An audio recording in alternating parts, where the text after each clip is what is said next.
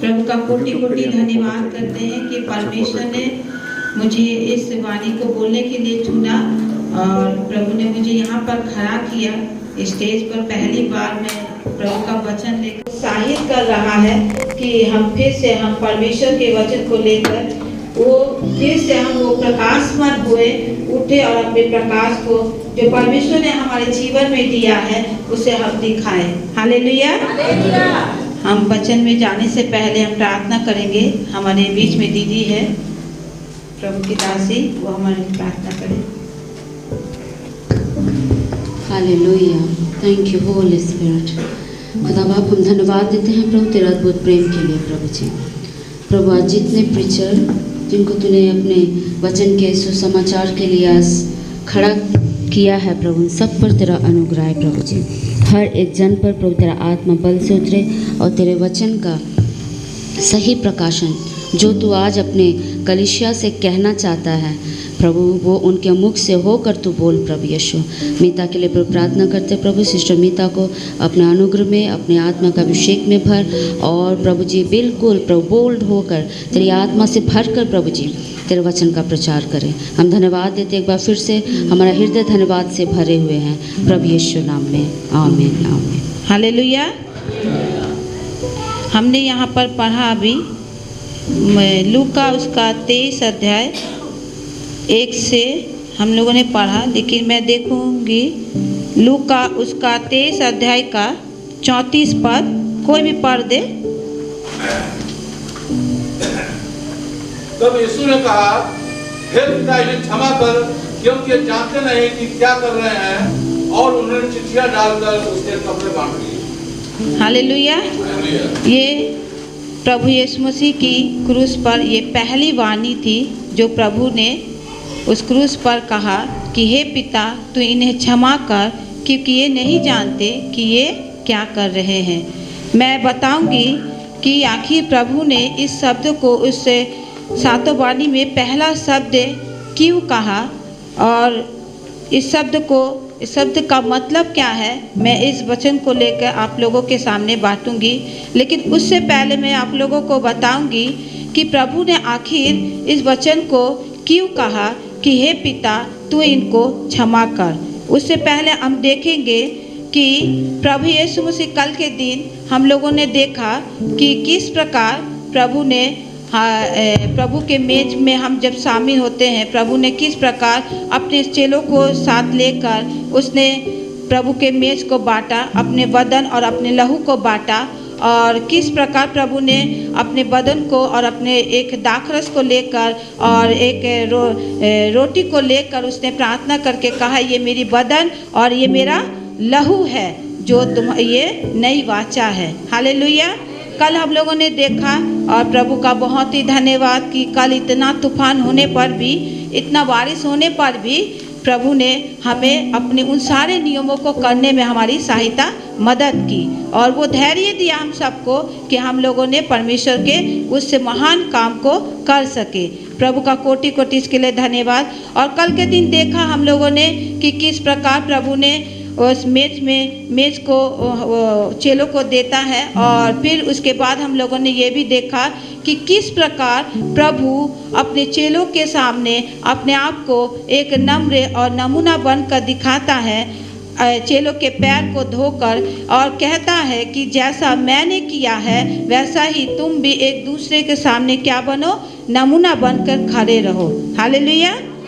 अब हम देखेंगे कि कल के दिन कि जैसे वो इन रीतियों को करता है, जैसे वो इस चीज़ को करता है, उसके बाद कुछ पलों में, कुछ घंटों के बाद उसका मन बहुत ही व्याकुल हो जाता है। जैसे कि हम निकालेंगे मत्ती उसका 26 अध्याय, मत्ती उसका 26 अध्याय, कोई भी पढ़ दे 36 से। हाँ।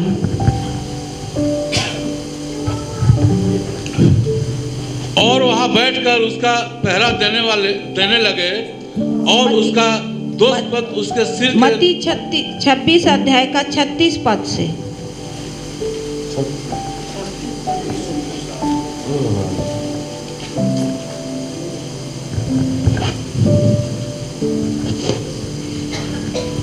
मैं पढ़ दे रही हूँ। तब यीशु अपने चेलों के साथ गतसमनी नामक एक स्थान में आया और अपने चेलों से कहने लगा, यही बैठे रहना जब तक मैं वहाँ जाकर प्रार्थना करूँ। वो पतरस और जब्दी के दोनों पुत्रों को साथ ले गया और उदास और व्याकुल होने लगा।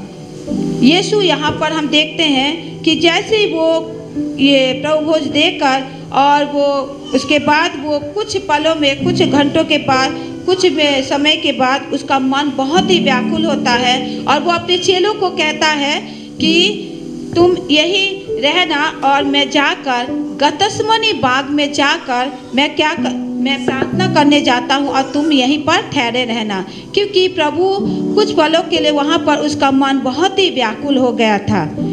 और उसके बाद हम देखेंगे कि जब वो गतसमनी बाग में जाता है और वो चेलों को ये भी कह के जाता है कि तुम यहीं ठहरे रहना और जागते रहना और तुम प्रार्थना करते रहना। और वो वहाँ से होकर वो गतसमनी बाग में चला जाता है और बड़ी व्याकुलता को रूप में वो जाकर वहाँ पर बैठकर प्रार्थना करता है अपने पिता से। कि फिर उसके बाद हम देखेंगे उसका 40 पद में 39 पद में लिखा हुआ है, फिर वो थोड़ा और आगे बढ़कर मुंह के बल गिरा और ये प्रार्थना की, हे मेरे पिता, यदि हो सके तो ये कटोरा मुझसे टल जाए, तो भी जैसा मैं चाहता हूँ वैसा नहीं, परंतु जैसा तू चाहता है वैसा ही हो। हालेलुया। और वो बहुत ही व्याकुल हुआ और वो अपने पिता से इस प्रकार प्रार्थना करता रहा कि हे पिता, यदि तेरी इच्छा हो तो एक कटोरा मुझसे टल जाए, लेकिन मेरी नहीं बल्कि तेरी इच्छा पूरी हो। और वो प्रार्थना करके वो फिर जब वो लौटता है, वो अपने चेलों को देखता है, अब लौट के देखता है कि चेले क्या कर रहे हैं, सो रहे हैं। और वो चेलों को आज्ञा देता है, वो चेलों को समझाता है कि देखो घड़ी आ पहुंची है, जागते रहो, प्रार्थना करो, देखो वो घड़ी आ पहुंची है। हालेलुया। हम कुछ घटनाओं को देखेंगे कि इस क्रूस पर चढ़ाने से पहले प्रभु यीशु मसीह ने जो इस बात को कहा कि तू इन्हें क्षमा कर, क्यों कहा, हम इन घटनाओं को कुछ पहले देखेंगे। उसके बाद वो प्रार्थना करने के बाद वो वहाँ से जैसे ही आता है तो उसके जो पकड़वाने वाले जो यहूदी शास्त्री जो बहुत ही समय से उसके ताक में थे कि उसे पकड़े और पकड़कर और उसको दंड दे, लेकिन प्रभु यीशु मसीह ने एक जगह में उसको उन शास्त्री और फरीसियों को कहता है कि जब शास्त्री और फरीसी उसको पकड़ने आते हैं, जब यहूदा इस्करियोती जो उसका खुद का चेला, जो 12 चेले में से एक चेला था, जो उसने 30 चांदी के सिक्कों में अपने प्रभु को क्या करता है, बेच देता है उन शास्त्री फरीसियों के पास जाकर और उन याजकों के पास जाकर उसे बेच देता है। और उसको वो कहता है कि देखो, मैं जानता हूँ कि यीशु नासरी कहाँ पर है, मैं जाऊँगा, तुम मेरे साथ चलना, मैं जिसको चूमूं वो ही यीशु है। और वो इस प्रकार यहूदा इस्करियोती इस प्रकार उनको लेकर यीशु को क्या करते हैं, पकड़ने आते हैं। जैसे यीशु गतसमनी बाग से वो बाहर निकलता है, निकल के वो अपने चेलों को कहता है, उसी घड़ी वे लोग उसको वहाँ पर जाकर क्या करते, पकड़ लेते हैं। और पकड़ कर और यहूदा जैसे वो उनको कहता है, वो वहाँ पर जाकर उसको चूमता है। और यीशु भी यहूदा इस्करियोती को क्या कहता है कि देख, तू जो जिस काम के लिए यहाँ आया है वो काम कर। और वो सिपाहियों को और या शास्त्री फरीसियों को वो बात कहता है जो उसने पहले कहता है कि देखो, मैं तो हमेशा मंदिरों में, जगहों में, नगरों में मैं तुम्हारे सामने खड़ा था, लेकिन तुम लोगों ने मुझे नहीं पकड़ा। क्यों? क्योंकि पवित्र शास्त्र के वे जो वचन जो समय पे पूरा होना था, वे समय पे पूरा होगा। अब वो समय आ चुका है। हालेलुया। और इस प्रकार प्रभु यीशु मसीह को वे क्या करते हैं, पकड़ कर ले जाते हैं। और उसके बाद में प्रियो हम देखेंगे फिर से कि जैसे वो गतसमनी बाग से वहाँ निकल कर जैसे वे सिपाही और शास्त्री फरीसी और बहुत सारे लोग जो उसे पकड़ कर ले जाते हैं, ले जाकर महासभाओं में उसको क्या करते हैं, खड़ा करते हैं। देखेंगे हम उसको, उसका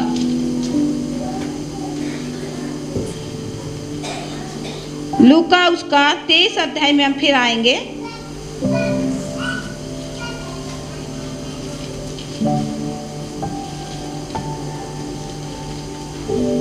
लूका उसका 23 अध्याय में हम देखेंगे कि 22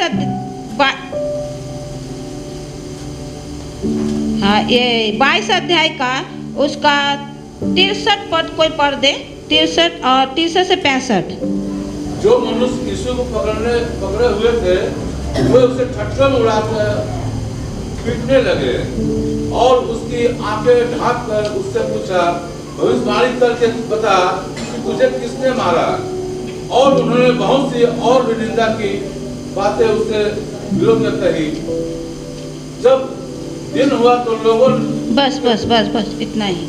और उससे पहले हम देखेंगे 22 अध्याय का 47 में भी लिखा हुआ है कि जब उसे पकड़ कर ले आते हैं और ले आने के बाद जब उसे महायाजक के सामने और सब सभाओं में बीच में रखते हैं, तो जैसे ही उसको सामने रखते हैं कि लोग जैसा चाहते हैं, जैसा चाहते थे, जैसा जिसको जैसा पढ़ रहा वो उसके साथ वैसा ही वहाँ पर क्या करते हैं, उसके साथ सलूक करते हैं।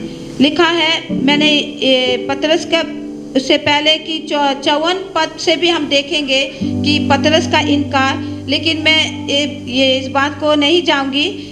मैं इस बात को कहूँगी कि किस प्रकार प्रभु को पकड़कर उसे वहाँ से लेके आए और लेके आने के बाद सभाओं के बीच में रखा और रख के लोग उसका ठट्टा करने लगे। जैसे कि 63 पद में लिखा हुआ है कि जो मनुष्य यीशु को पकड़े हुए थे वे उसे ठट्टों में उड़ाकर पीटने लगे और उसकी आंखें ढांक कर उससे पूछा, भविष्यवाणी करके बता कि तुझे किसने मारा। इस प्रकार हमारे प्रभु को उन सभाओं के बीच में लाकर जो जैसा चाह रहा है। और 54 पद से हम देखेंगे जब उसको लाया गया तो जिसने जैसा चाहा उसको ऐसा मारा। सिपाहियों ने कोई उसे थप्पड़ मार रहा, कोई उसके आंखों को बंद करके उसे उसका मजाक कर रहे कि दे बता तो किसने तुझे थप्पड़ मारा। तू तो अपने आप को भविष्यद्वक्ता कहता है, तू तो बहुत सारे बातों को समझदारी की बातें कहता है, बता तुझे किसने थप्पड़ मारा।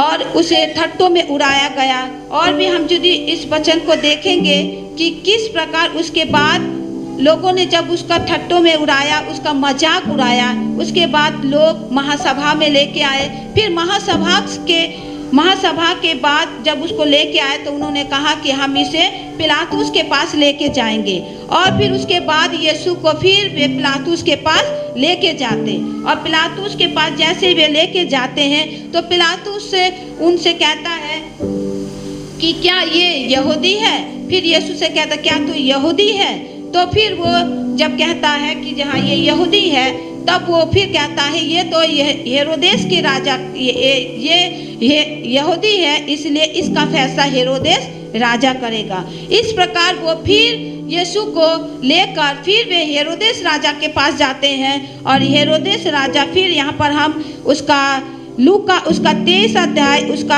8 पद से हम पढ़ेंगे।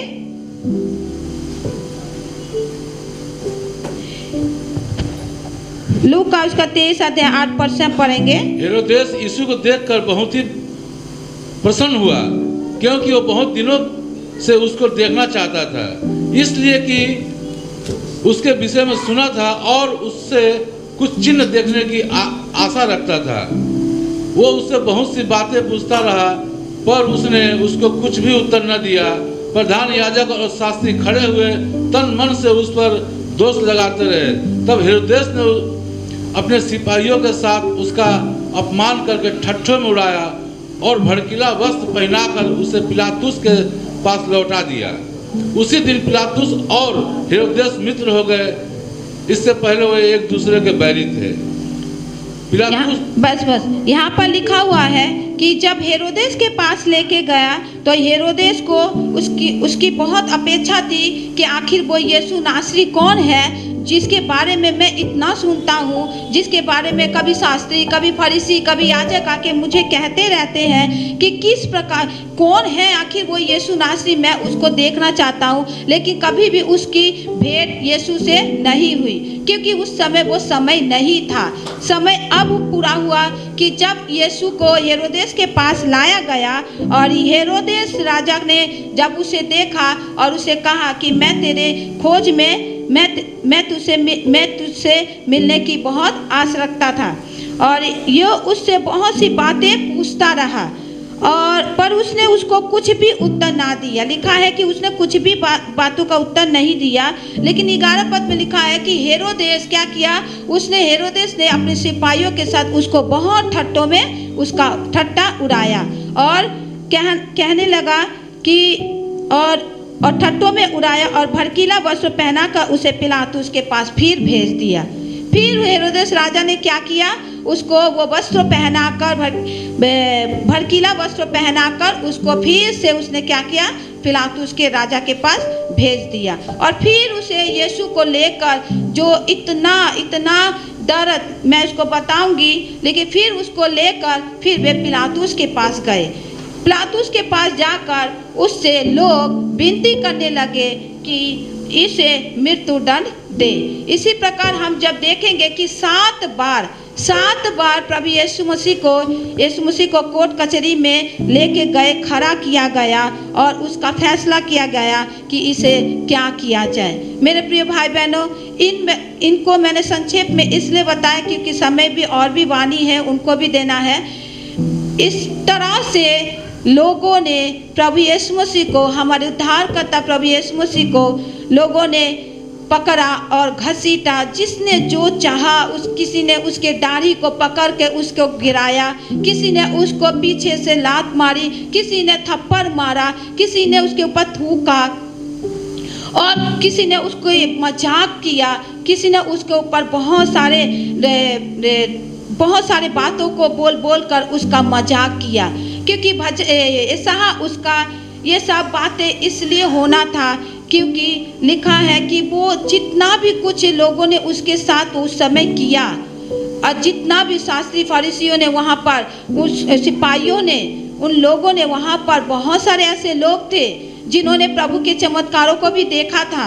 ऐसी बात नहीं कि सिर्फ सिपाही थे, ऐसी बात नहीं है, ऐसे बहुत सारे ऐसे लोग भी थे कि जिन्होंने अपने आंखों से अपने प्रभु के काम को देखा कि सच में एक ऐसा भविष्यद्वक्ता है, ये एक ऐसा मसीहा है। उन लोगों ने देखा, लेकिन फिर भी उसके बावजूद भी उन सिपाहियों के साथ वे लॉलिन हो गए, उन सिपाहियों के साथ वे मिल गए और जो जिसने जैसा चाहा वैसा ही उन लोगों ने उसके साथ वैसा ही किया। ऐसा उसका 53 अध्याय में लिखा हुआ है कि जैसा जिसने चाहा उसके साथ वैसा ही उसके साथ सलूक किया। हम 53 अध्याय को हम एक बार पढ़ेंगे।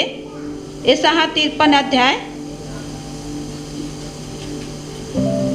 लिखा हुआ है। 53 अध्याय में जो समाचार हमें दिया गया उसका किसने विश्वास किया और यहोवा का भुजबल किस पर प्रकट हुआ, क्योंकि वो उसके सामने अंकुर के समान और ऐसी जड़ के समान उगा जो निर्जल भूमि में फूट निकले। उसकी ना तो कुछ सुंदरता थी कि हम उसको देखते। हालेलुया। मेरे प्रिय भाई बहनों, लोगों ने उसको इस तरीके से मारा, उन सिपाहियों ने। लिखा है कि उसकी जो सुंदरता थी, उसकी जो खूबसूरती थी जो चेहरे में, वो उन लोगों ने बिगाड़ दिया ताकि हम अच्छी तरीके से, बड़ी सुंदर तरीके से, बड़ी अच्छे स्वास्थ्यता के साथ अपने जीवन को बिताएं। हालेलुया। लिखा हुआ है यहाँ पर 53 अध्याय में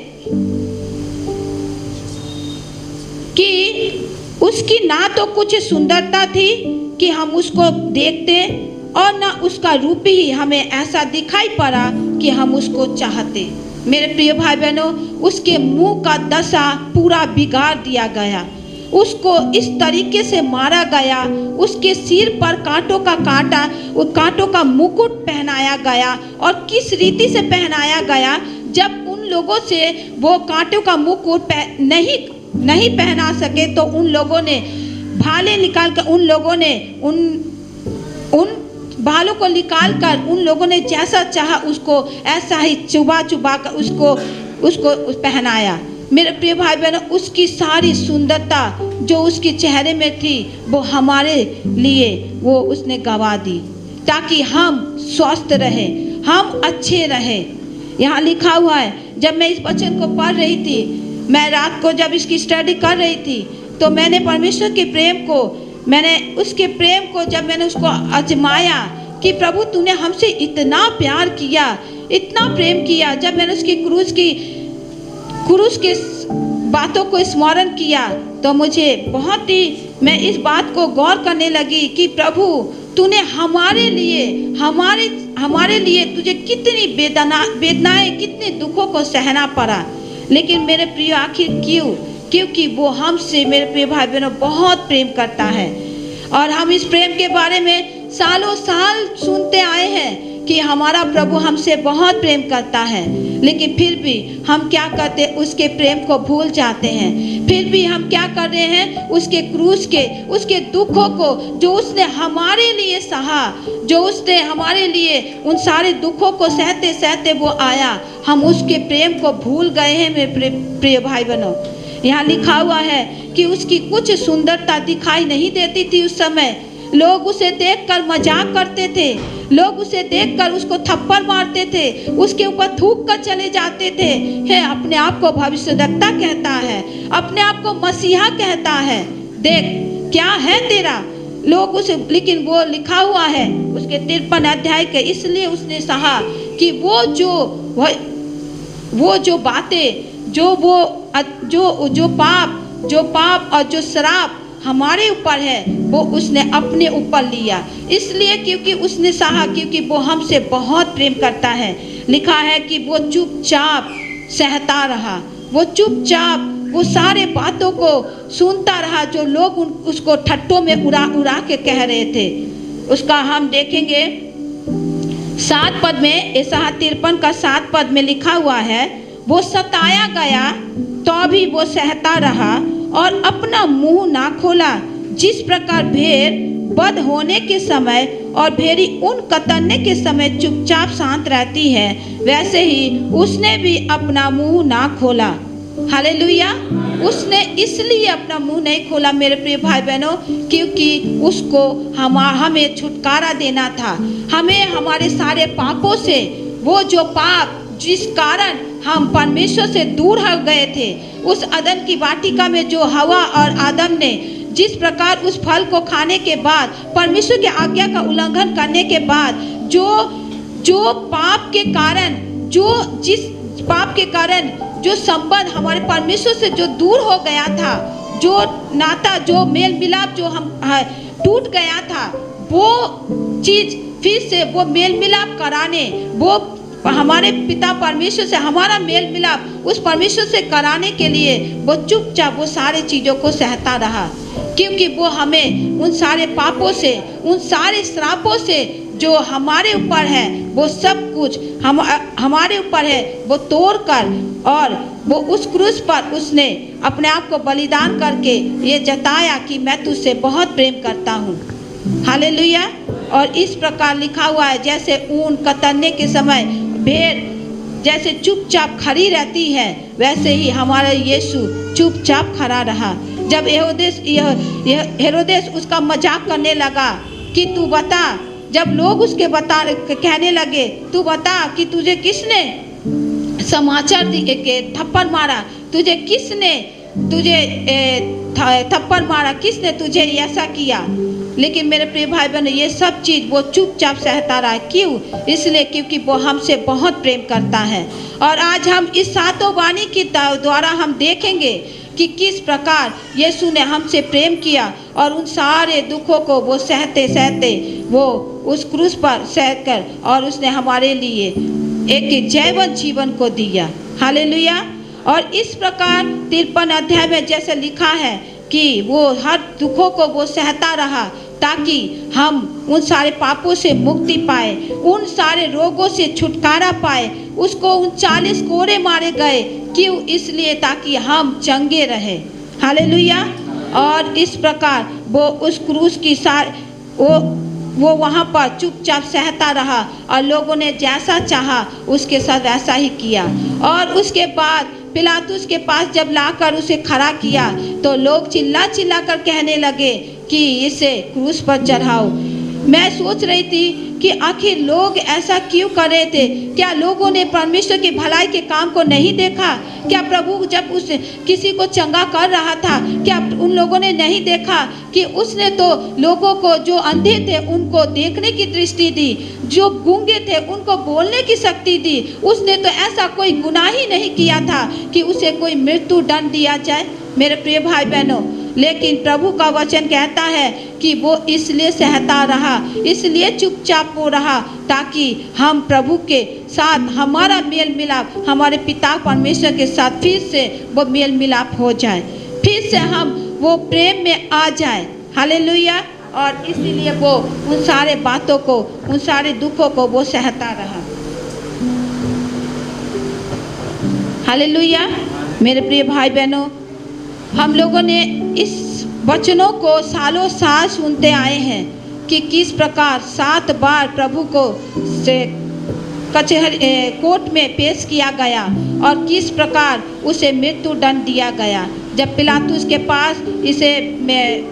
के पास जब लेके गए कि इसे क्रूस पर चढ़ाओ, चिल्ला चिल्ला कर लोग कहने लगे। लिखा हुआ है कि वहाँ पर कुछ ऐसे भी लोग थे जिनको ये कहा गया था कि तुम इस प्रकार चिल्ला चिल्ला कर कहना। लिखा हुआ है कि भरमाने वाले भी वहाँ पर आ गए थे कि किस प्रकार भड़काया जाए लोगों को, किस प्रकार उस्काया जाए लोगों को कि इसे क्रूस पर डाल दो, इसे क्रूस की मृत्यु दिया जाए। और इसी प्रकार लोग चिल्लाते रहे कि इसे क्रूस पर दिया जाए। क्यों? क्योंकि इसने तो भलाई काम की है।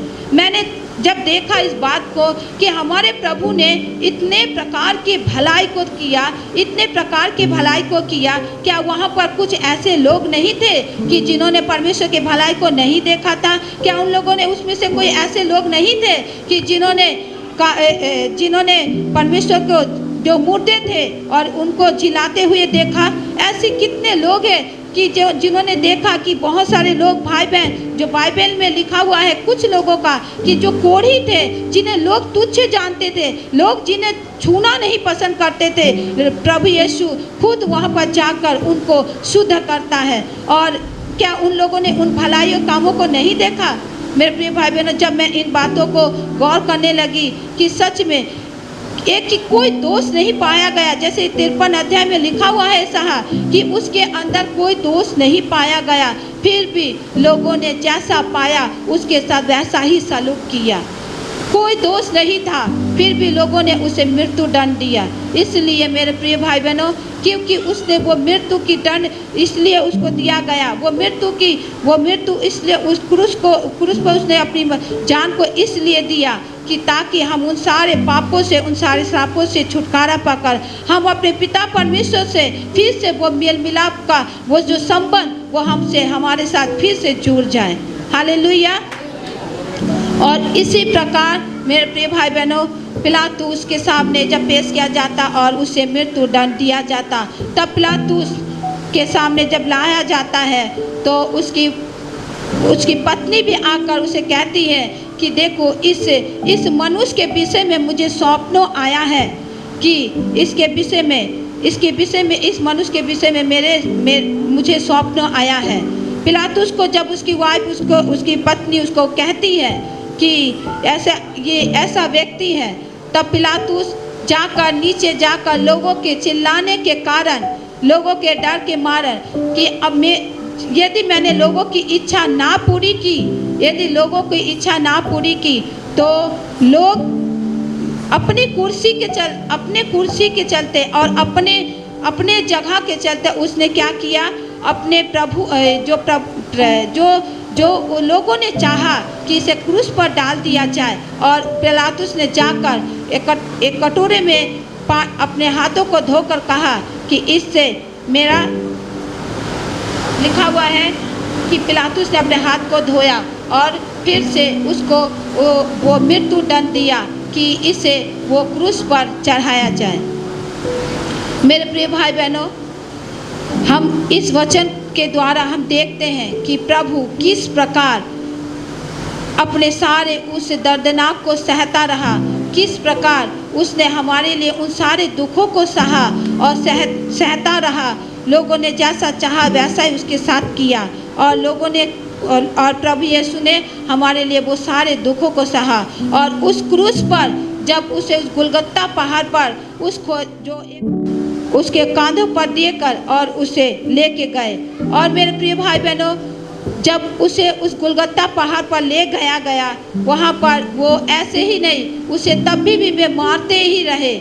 वो उस क्रूस को अपने ऊपर लिए हुए वो जाता रहा। उसने हमारे पापों को अपने ऊपर लिए हुए जाता रहा उस गुलगुता पहाड़ तक, और वो उन सारे मारों को सहता रहा। और उस गुलगुता पहाड़ पर जाकर लोगों ने उसे क्रूस पर चढ़ाया। उसके दोनों हाथों पर कीले ठोके और उसके पैरों में कीले ठोके और उसके क्रूस पर चढ़ाकर उसको दोनों डाकुओं के बीच में खड़ा कर दिया।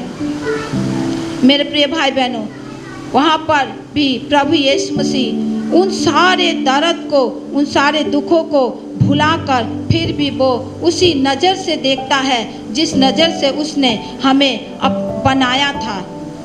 उत्पत्ति में लिखा हुआ है कि उसने हमें अपने स्वरूप में, अपनी समानता में बनाया। जब उस क्रूस पर उसे चढ़ाया गया, उस क्रूस पर जाकर उसने हमें इस रीति से देखा, जबकि वो जो उसे सता रहे थे, जो उसे दुख दे रहे थे, जो उसे मार रहे थे, मेरे प्रिय भाई बहनों, कोई गैर नहीं थे। उसके खुद के अपने ही लोग थे, खुद इस्राएली थे, खुद यहूदी लोग थे जो उसे सता रहे थे। हम शुरू से देखेंगे कि उसे सताने वाले, उसको धोखा देने वाले खुद के उसके अपने ही लोग थे। उसका खुद का चेला यहूदा इस्करियोती, जिसने उसे 30 चांदी के सिक्कों में बेच के उसे धोखा दिया।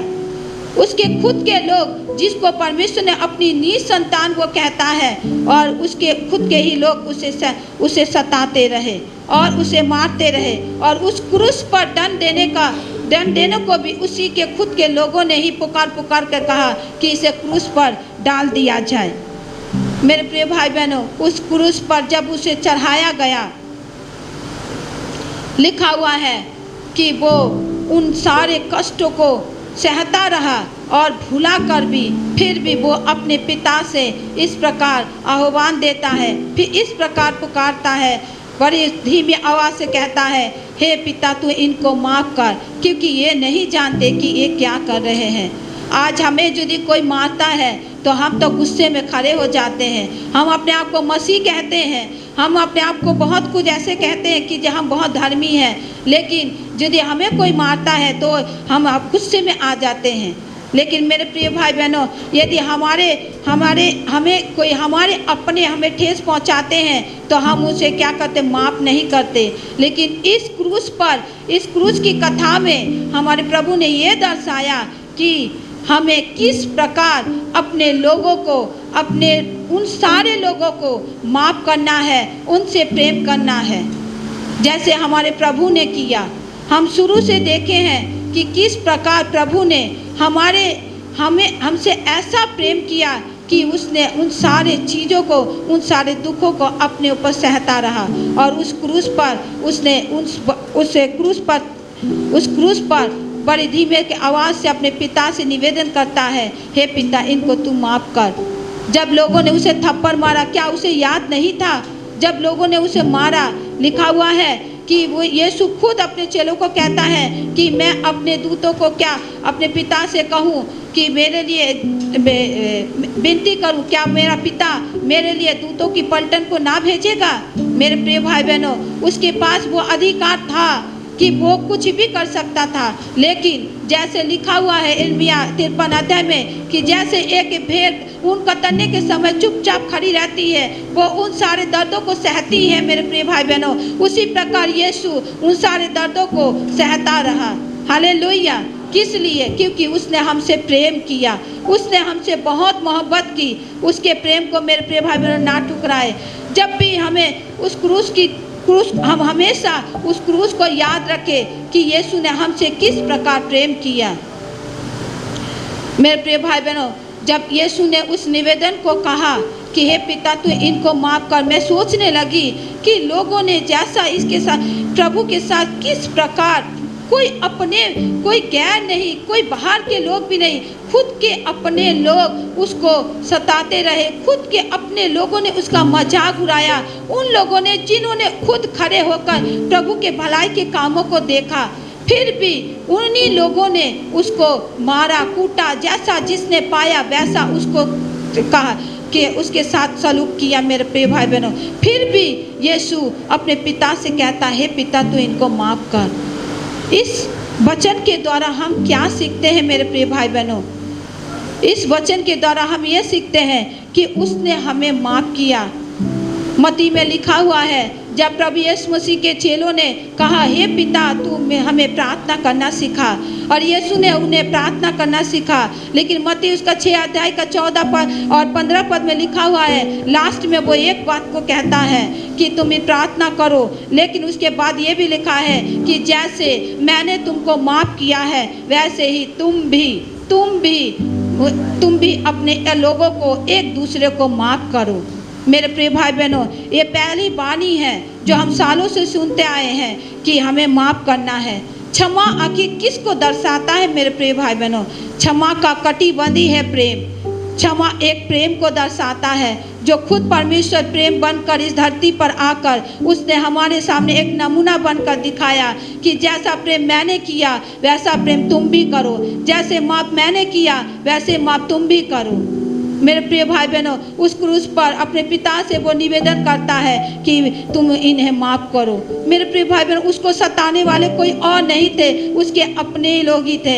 आज हम यहाँ पर बहुत सारे ऐसे भाई बहन बैठे हुए हैं जो कहते हैं मनों में, कुछ दिनों में मनों में कहते हैं कि उसने तो मेरे साथ ऐसा किया। शायद ऐसे यहाँ पर ऐसे कुछ ऐसे भी लोग बैठे होंगे कि उसने मेरे साथ ऐसा बुरा बर्ताव किया, मैं उसके पास नहीं बैठूंगी। ये मसीह का प्रेम नहीं है।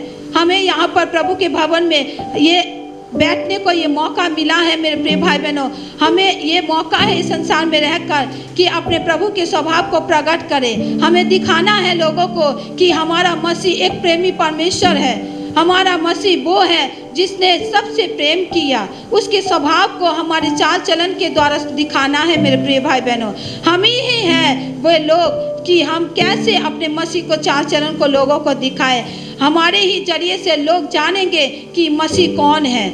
मेरे प्रिय भाई बहनों, हमें अपने प्रभु के बारे में हमेशा इनके वचनों को मनन करना है और सीखना है कि आखिर हमारा प्रभु हमसे क्या बातें करता है।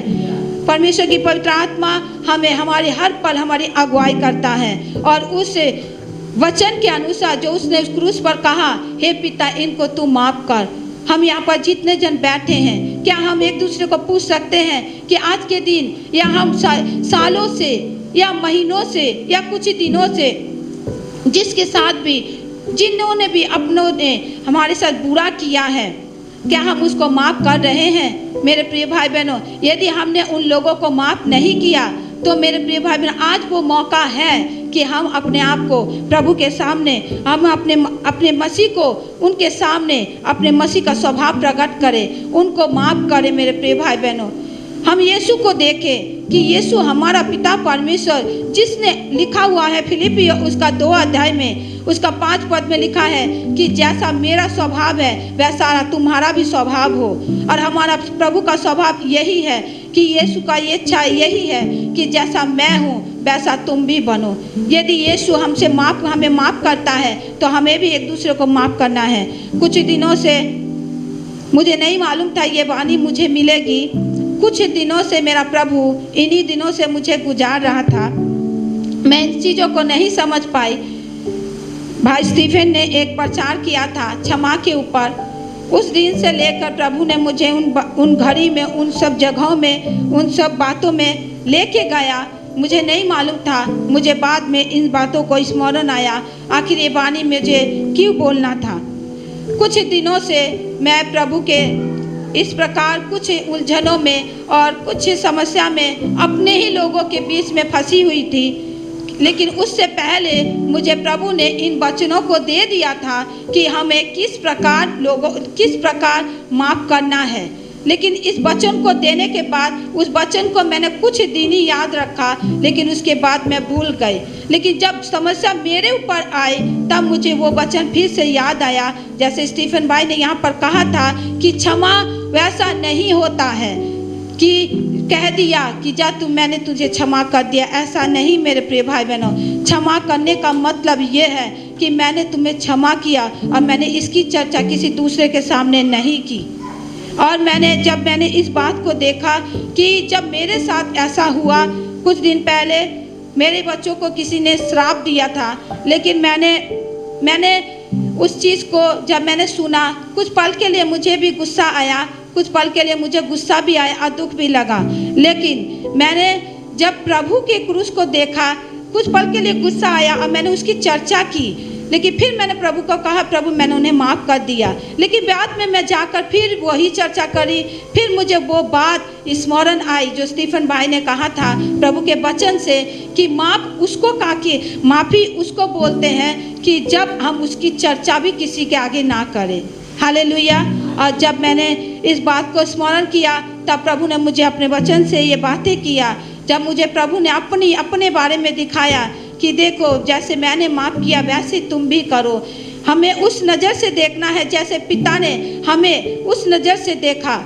मेरे प्रिय भाई बहनों, आज भी यहाँ पर यदि कोई पापी या तो किसी का मर्डर भी करके आ जाए, हमारा परमेश्वर ऐसा प्रेमी परमेश्वर है, ऐसा हमसे मोहब्बत करने वाला परमेश्वर है कि वो जैसा भी जिस रूप में भी वो आ जाए वो उस नज़र से नहीं देखता। वो अपने बच्चों को उसी अपने संतान के रूप में ही देखता है कि मेरा बेटा इतने दिनों के बाद मेरे पास लौट आया। हालेलुया। मेरा प्रभु उस नज़र से देखता। वही नज़र से देखने को मेरे प्रभु ने उस दिन कहा कि उस नज़र से देखो जैसे मेरे पिता ने देखा। मेरे प्रिय भाई बहनों, जब मैंने अपने प्रभु की नज़र से देखा कि मेरा प्रभु जब मेरे गुनाह का लेखा लेने के जब मेरा प्रभु मेरे हर गुनाह माफ़ कर सकता है तो मैं कौन होती हूँ किसी को माफ़ ना करने वाली। मैंने उस श्राप को तोड़ा यीशु के नाम से और उसको माफ़ किया और उसकी चर्चा करना बंद किया। ये हुआ मेरे प्रभु यीशु का वचन। हालेलुया। मेरे प्रिय भाई बहनों, हमारे अंदर प्रभु का वो स्वभाव दिखना चाहिए।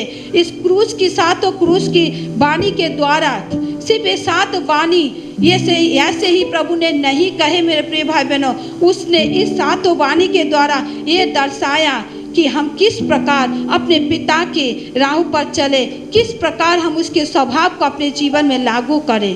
हालेलुया। मेरे प्रिय भाई बहनों, बहुत सारे ऐसे भाई बहन हैं जिन्होंने अभी तक बहुतों को माफ़ नहीं किया। कुछ दिन पहले की बात है,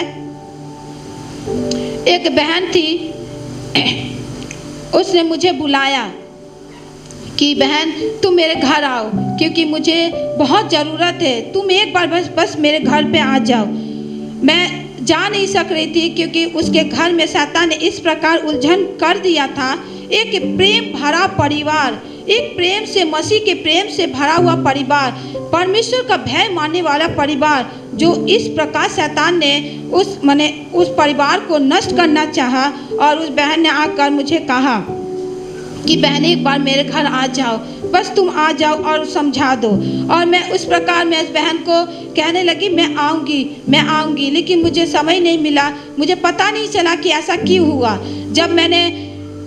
जब समय हुआ, नहीं मुझे जाना है, आज मुझे जैसे भी जाना है, क्योंकि उस घर में बहुत ही प्रकार का इस प्रकार हुआ। जब परमेश्वर ने मुझे कहा है तो मुझे जाना है। और मैं प्रार्थना करने लगी, प्रभु मैं जा तो रही लेकिन मैं नहीं जानती कि मुझे वहाँ पर बोलना क्या है। तेरी पवित्र आत्मा मुझ में होकर बोले, तू जानता है कि वहाँ पर क्या है क्या नहीं। और मैं वहाँ पर गई, मैंने उस परिवार को जैसे देखा, उस परिवार को जब मैंने उस परिवार के साथ मिली और उस परिवार को जब मैंने देखा, मैंने सुना उनके बातों को, मैं ताजुब करने लगी कि इस परिवार में मसीह का प्रेम एक समय दिखाई देता था, परमेश्वर का भय दिखाई देता था। अभी वे अपने को एक दूसरे के ऊपर उंगली उठा रहे हैं, वो भी बेटी माँ के समान को, माँ के जैसे समान को उसके ऊपर दोष लगा रही है कि इसने मेरे साथ ऐसा किया, इसने मेरे साथ ऐसा किया, मैं इसे कभी माफ़ नहीं करूँगी। और मुझे ये बात सुनकर बहुत ठेस लगा। मैंने प्रभु से मने मन प्रार्थना किया, प्रभु इसके लिए क्या संदेश है मुझे बताइए। और प्रभु ने मुझे ये बात बताई कि प्रभु, जब मैंने उसे समझाया कि तुम कैसे इस बात को कह सकते हो कि इसे मैं माफ़ नहीं करूँगी, तब मैंने उसको ये बात बताया कि देखो मेरे पिता ने, क्या प्रभु ने तुम्हारे हर गुनाह माफ़ नहीं किए? आज तुम इसके गुनाह कर रहे, इसके गुनाह के ऊपर उंगली उठा रहे हो। क्या वचन में नहीं लिखा हुआ है कि तुम पहले अपने तिनका को देखो? आज यदि उसके अंदर ये गलती पाई जा रही है, आज यदि तुम्हारे अपने बड़े यदि तुमको ऐसा कुछ कह रहे हैं, तो तुम्हारे अंदर भी कुछ कमी है जिसके कारण वो ऐसा कह रहे हैं। मैंने उसको कहा, बहन, पहले सबसे पहला चीज़ कि आज तुम लोगों के अंदर जो प्रेम का बीज बोया गया था, शैतान ने किस प्रकार आके चुरा के वो लेके चला गया, तुम लोगों को पता भी नहीं। मैंने उस बहन को बताया कि पहले अपने मुंह के शब्दों को ठीक करो, अपने मुंह के शब्दों को ठीक करो, जिसके कारण शैतान ने आकर उसको मौका मिला और आपके प्रेम के बीज को चुरा कर नफरत का बीज बो दिया। और अपनों के बीच में तुम लोगों के अपनों के बीच में इस प्रकार नफरत पैदा हो गया और आज तुम परमेश्वर के प्रेम से दूर हो गए, प्रभु के प्रेम को भूल गए। इसी प्रकार मैंने उस बहन को एक बात को कहा, जब परमेश्वर ने मुझ में होकर उस बहन को कहा कि तुम प्रभु के प्रेम को याद करो, परमेश्वर की उपस्थिति में जाओ और उसकी उपस्थिति में जाके परमेश्वर से कहो कि प्रभु तू मुझे अपने प्रेम में ढाल। उसके प्रेम को स्मरण करो, उसके क्रूस को देखो कि उसने उस क्रूस पर किस तरह से हमें माफ़ किया। जैसे हमारे पिता ने हमसे माफ़ किया है, वैसे ही तुम माफ़ करो। मेरे प्रिय, मैंने उसे कहा तुम उसे माफ़ करोगे तभी तुम अपनी ज़िंदगी, अपनी लाइफ अच्छी तरीके से व्यतीत कर पाओगे। हालेलुया। और मैंने उस तरीके से जैसे प्रभु ने मुझे अगुवाई की, मैंने वहाँ पर परमेश्वर के संदेश को बांटकर मैं वहाँ से निकल गई। लेकिन उससे पहले मैंने ये भी प्रार्थना किया, प्रभु यहाँ पर शैतान ने जो नफरत का बीज बोया, मैं यीशु तेरे नाम से तोड़ती हूँ। आज से वो प्रेम का बीज फिर से दिखाई दे जो तूने इनके अंदर बोए हैं। और प्रभु का धन्यवाद, वो बाद में खबर आया कि वो घर फिर से अब प्रभु के प्रेम में बढ़ रहा है। हालेलुया। मेरे प्रिय भाई बहनों, इस कहानी को बोलने का मतलब ये है कि जब तक हम प्रभु के प्रेम से एक दूसरे को माफ़ नहीं करेंगे, तब तक हम अपने उन्नति की ओर नहीं बढ़ पाएंगे। हम उन चीज़ों को, उन आशीषों को प्राप्त नहीं कर पाएंगे जो हमारे लिए, हमारे प्रभु ने हमारे लिए ठहराई है। मैं एक पास्टर की घटना बताती हूँ, एक सच्ची गवाही है, एक सच्ची गवाही। उससे पहले मैं निकालूंगी, मेरे साथ निकाले मत्ती उसका 5 अध्याय,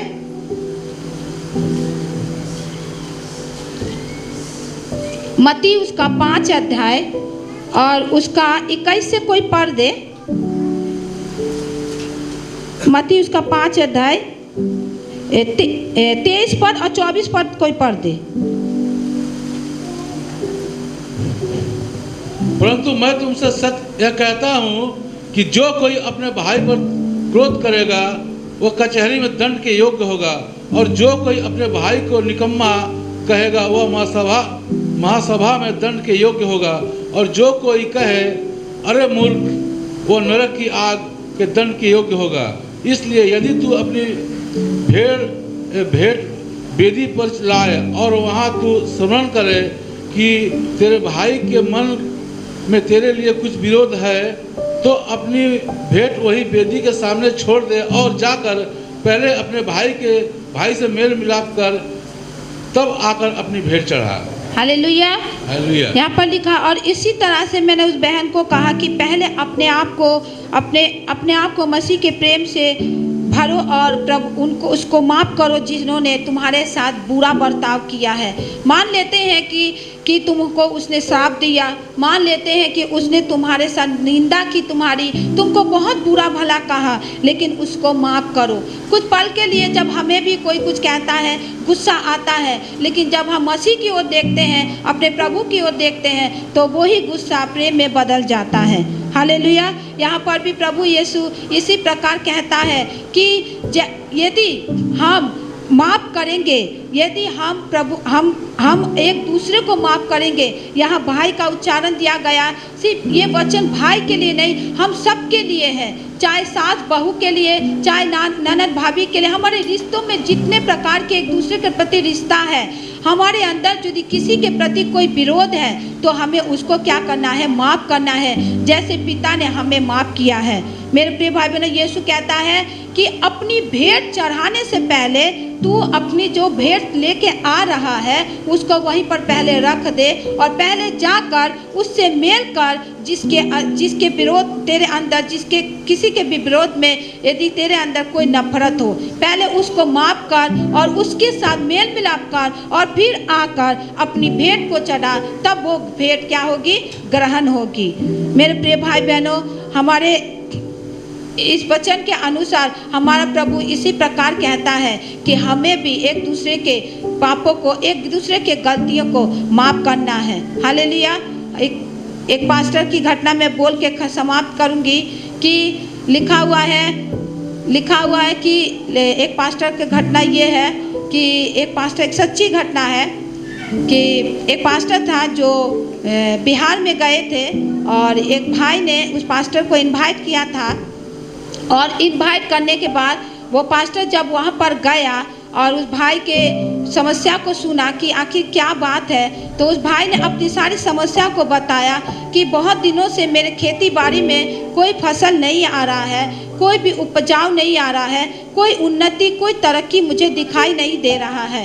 जब उस पास्टर ने उस भाई के घर में जाकर प्रार्थना किया तो पवित्र आत्मा ने उस पास्टर के जरिए से ये अगुवाई की कि पहले इसे कहो कि पहले जाकर अपने भाई से मेल करो, जिन बातों को लेकर इनके बीच में जो रिश्ते जो इनके खराब है, इनको बोलो कि पहले इनको ठीक करने के लिए अपने भाई को पहले बोलो माफ़ करो। और उस पास्टर ने जैसे पवित्र आत्मा ने उसको अगुवाई की, वैसे ही उसने उसको कहा और उसने जाकर क्या किया, अपने भाई को पहले माफ़ किया और वो पास्टर वहाँ से प्रार्थना करके वो वहाँ से चला आया। सालों से उसकी खेती बाड़ी में कोई उन्नति, कोई तरक्की नहीं आ रहा था मेरे प्रिय भाई बहनों, लेकिन जैसे पवित्र आत्मा ने उस पास्टर के जरिए से उसे कहा और उसको जब अपनी गलती का एहसास हुआ और वो जाकर अपने भाई से जैसे ही वो मेल करता है, जैसे ही वो मेल मिलाप करता है, उसको माफ़ करता है, फिर से वो रिश्ते में वो प्रेम, परमेश्वर का प्रेम को वो लाता है, वैसे ही उसकी खेती बाड़ी में उपजाऊ होने लगती है। उसी तरीके से मेरे प्रिय भाई बहनों, आज हमारा जीवन भी है कि यदि हम परमेश्वर के प्रेम में बने रहेंगे, यदि हम एक दूसरे को माफ़ करेंगे, जैसे यीशु ने कहा है कि तुम माफ़ करो, वैसे ही जैसे पिता ने तुम्हें क्षमा किया है, हमें भी एक दूसरे को माफ़ करना है। और यदि हम माफ़ नहीं करेंगे तो लिखा हुआ है कि यदि तुम एक दूसरे के पाप गलतियों को माफ़ नहीं करोगे तो मैं भी तुम्हें क्षमा नहीं करूँगा। प्रभु इस वचन के द्वारा हम सबको आशीष दे। आमीन।